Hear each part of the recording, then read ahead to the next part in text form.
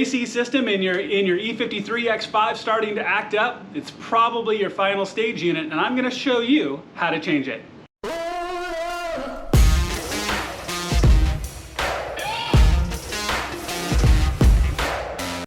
So the FSU, or final stage unit, in your E53, in your E46, a whole number of cars, once it starts to fail, and they absolutely do, you can get all kinds of really strange behavior out of your heating and cooling system. The fan can turn on, not turn on, it can strobe where it'll increase and decrease. Your heat won't work, your AC won't work, you can start blowing fuses like you can in the E53. All kinds of really, really strange behavior, and it all comes down to this guy right here. This is called your final stage unit. So what we're gonna do is show you how to change this out in your car. The part itself is not all that expensive, the work isn't all that hard, and I wanna show you how to do this and how this can make a dramatic difference in getting your car back to full functionality.